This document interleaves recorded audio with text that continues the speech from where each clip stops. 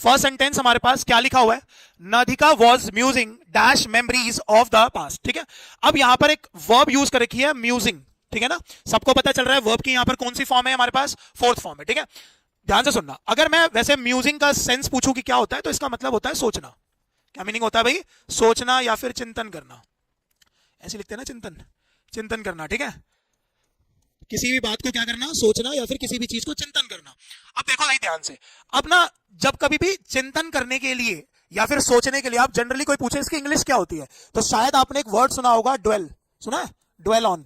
ये fix word होता है, क्या होता है, ड्वेल ऑन। बहुत बार लिखा हुआ दिखेगा आपको, जैसे ऐसे सेंटेंस लिखेगा कि her mind dwelled on her future, यानी कि उसका जो मन है वो उस अपने फ्यूचर के बारे में सोचता रहता था, समझ गए। तो आप पढ़ो, मैंने यहां पर एक वर्ड कौन सा यूज करा, ड्वेल्ड ऑन लिखा ना।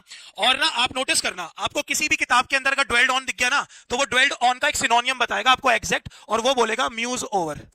क्या बताएगा, म्यूज ओवर। तो म्यूजिंग के साथ प्रीपोजिशन तो क्लियर हो गई, कौन सी आएगी भाई, ओवर, क्योंकि ये इसका एग्जैक्ट सिनोनियम देता है, कौन सा वर्ड, म्यूज ओवर। तो अगर मैं यहां पर म्यूजिंग ओवर लिखूंगा तो इसका सेंस यही होगा कि टू थिंक इट डीपली। क्या होगा, टू थिंक इट डीपली। क्या सेंस होगा, टू थिंक इन डीपली, ठीक है।